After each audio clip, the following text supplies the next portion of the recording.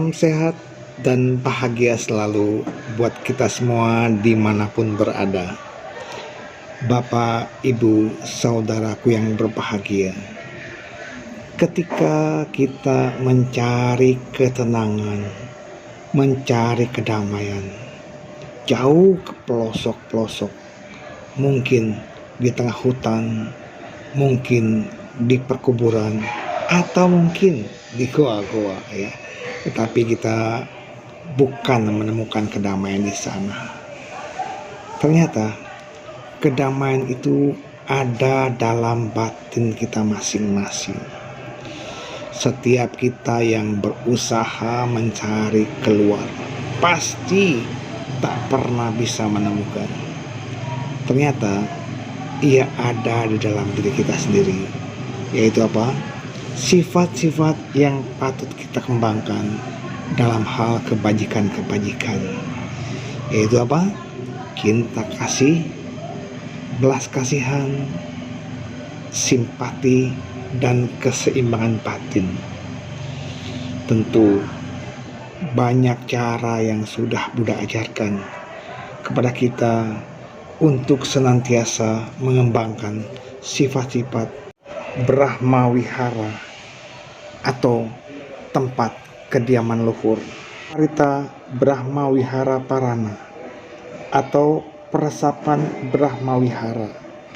Kita diajarkan untuk mengembangkan cinta kasih, belas kasihan, simpati, dan UPK. Dalam pengembangan sifat cinta kasih, kita diharapkan memancarkan sifat cinta kasih kepada diri sendiri. Kita pancarkan, semoga aku berbahagia, bebas dari penderitaan, bebas dari kebencian, bebas dari penyakit, bebas dari kesukaran. Semoga aku dapat mempertahankan kebahagiaanku sendiri. Semoga semua makhluk berbahagia, bebas dari penderitaan, bebas dari kebencian, bebas dari kesakitan, bebas dari kesukaran. Semoga mereka dapat mempertahankan kebahagiaan mereka sendiri. Semoga semua makhluk bebas dari penderitaan. Semoga semua makhluk tidak kehilangan kesejahteraan yang telah mereka peroleh.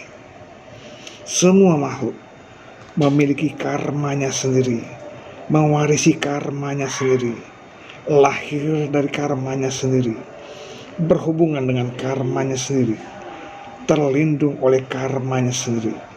Apapun karma yang diperbuatnya, baik atau buruk, itulah yang akan diwarisinya. Pengembangan sifat cinta kasih, belas kasihan, simpati, dan keseimbangan batin bukan sekedar keindahan kata-kata. Kita patut mengembangkan sifat ini dalam keseharian.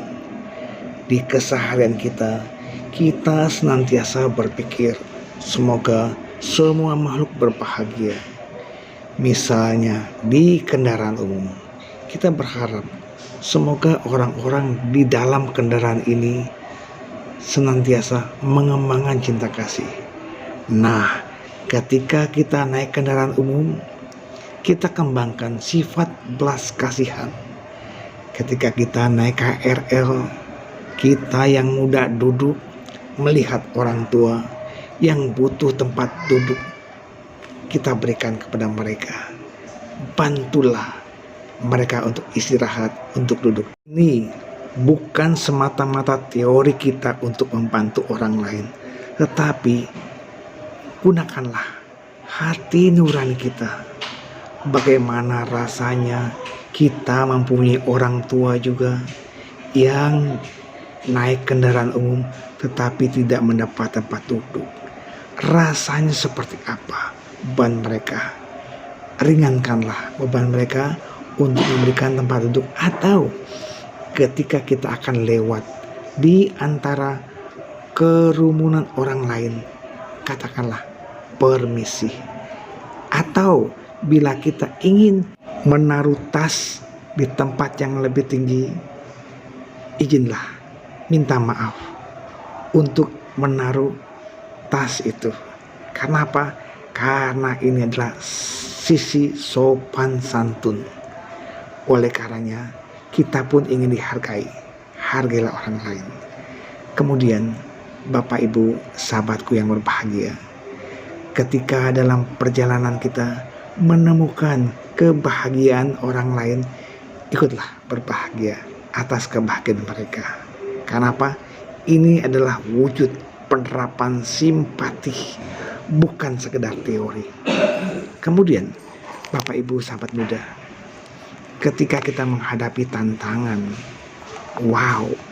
antrian begitu panjang, kereta berjubel, sabarlah.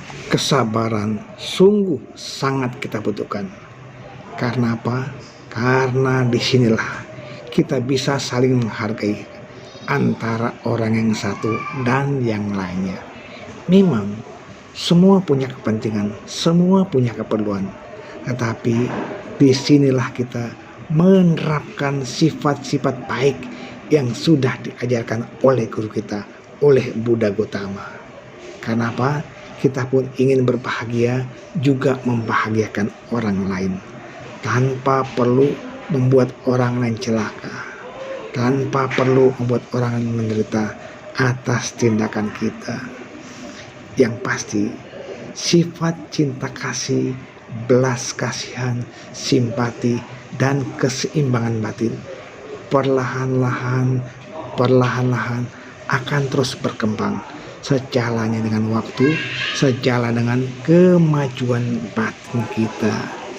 Semoga kita jadi orang yang berbahagia, yang bisa mengerti orang lain dan bisa memahami orang lain secara bijaksana. Semoga bincang-bincang yang sedikit ini, bincang yang sangat singkat ini bermanfaat buat kita. Terima kasih. Salam dalam Dharma. Namo Buddhaya.